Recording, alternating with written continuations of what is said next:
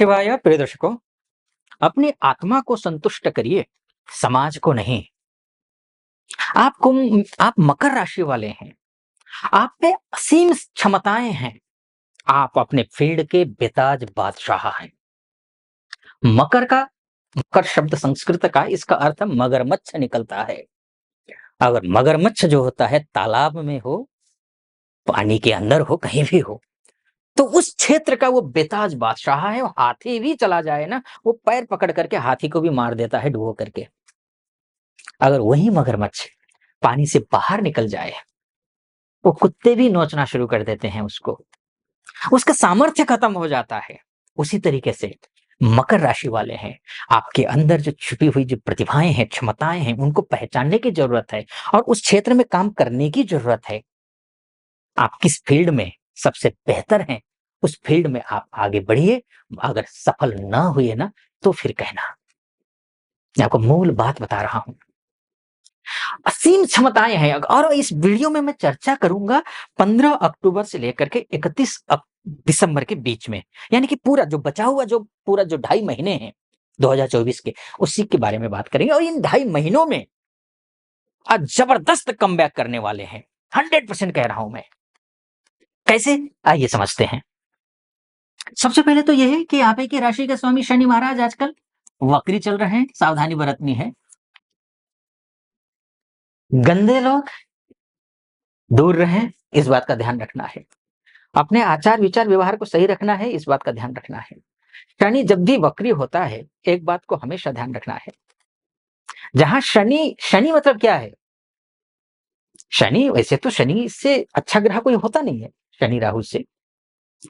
दूसरे संदर्भ में शनि दो प्रकार से होते हैं। शनि को, पॉजिटिव शनि को आपने एक्टिवेट कर दिया तो आप शिखर पर पहुंचेंगे।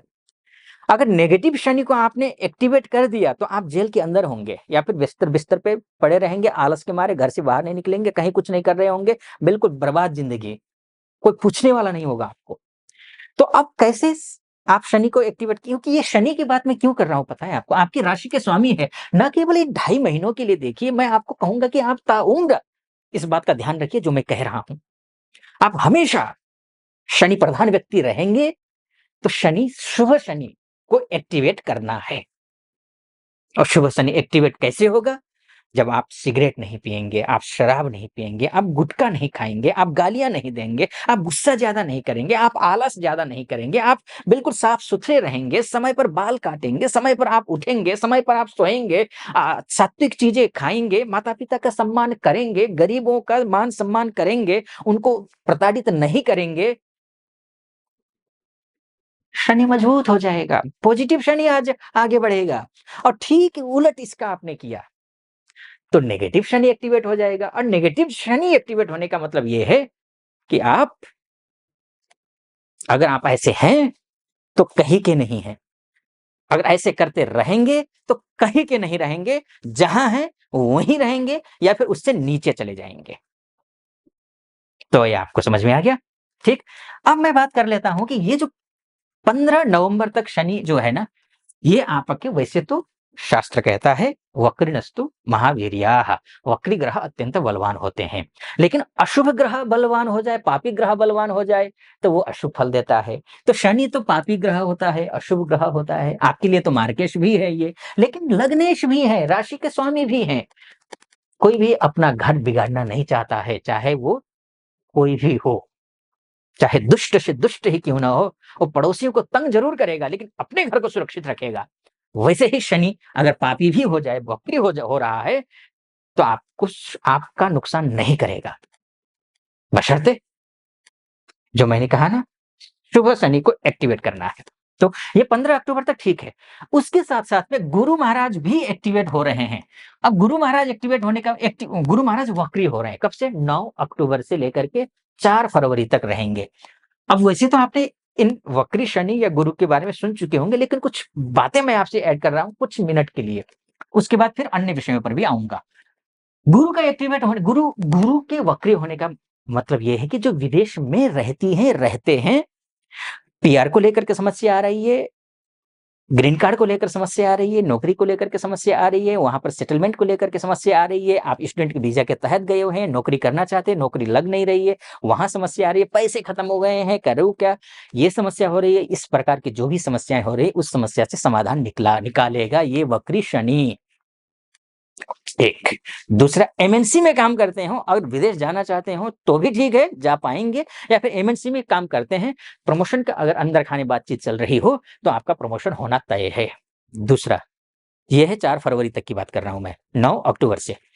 तीसरा पॉइंट, अगर विदेश जाना चाहती हैं या चाहते हैं, चाहे स्टूडेंट वीज़ा के तहत हो या फिर वर्किंग वीज़ा के तहत हो, पीआर के तहत हो, किसी भी तरीके से आप विदेश जाने का प्रयास कर रही हैं या कर रहे हैं, अब बार-बार एम्बेसी रिजेक्ट कर रहा हो आपका वीज़ा, तो इन 9 अक्टूबर से लेकर 4 फरवरी के बीच में आपका काम बनता हुआ दिखाई दे रहा है। ठीक? अब मैं आगे बढ़ता हूँ, ये गुरु, लेकिन ध्यान रखिएगा, हर एक ग्रह के अनुरूप आपको चलना है। गुरु है तो गुरु के अनुरूप आपको चलना है।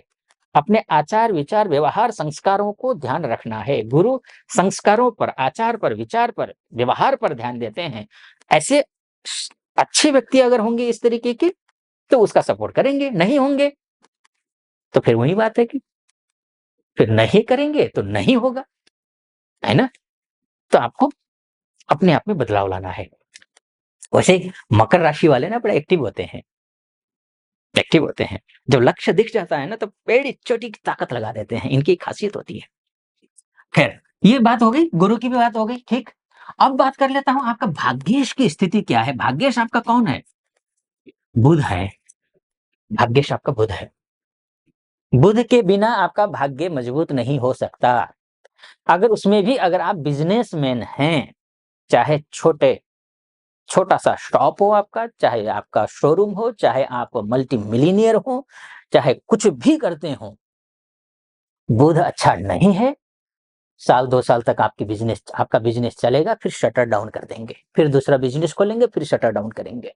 बुध का अच्छा होना ज़रूरी है।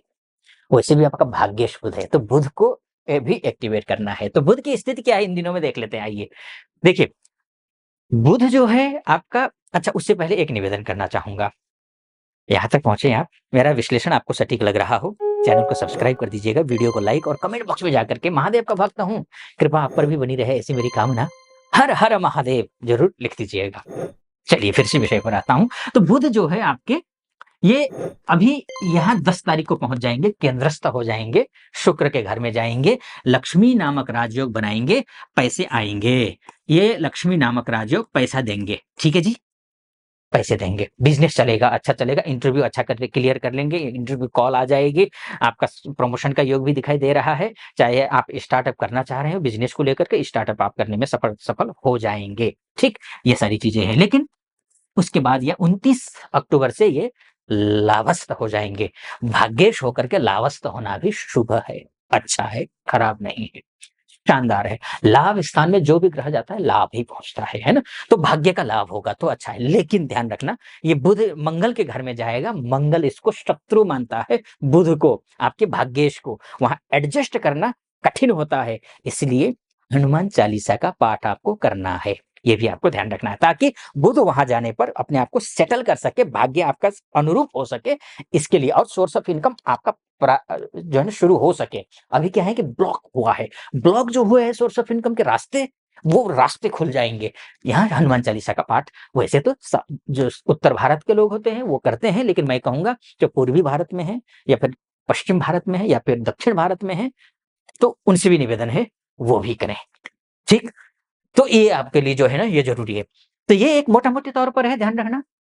आपको विस्तार से कुंडली के बारे में जानना है, चर्चा करनी है, अपनी कुंडली दिखानी है, तो नीचे नंबर है, उस नंबर पे कॉल कीजिए। हमारे प्रतिनिधि से बात करके मुझसे ज्योतिष का विश्लेषण करवाने के लिए अपॉइंटमेंट ले लीजिए। फिलहाल आपको आप पर महादेव की कृपा बनी रहे, आप खुश रहें, प्रसन्न रहें, समृद्धवान हो, भाग्यशाली हो, ऐसी मेरी कामना। सटीक लगा हो तो सब्सक्राइब, लाइक और कमेंट कर दीजिएगा। अनुमति चाहूँगा। ओम नमः शिवाय।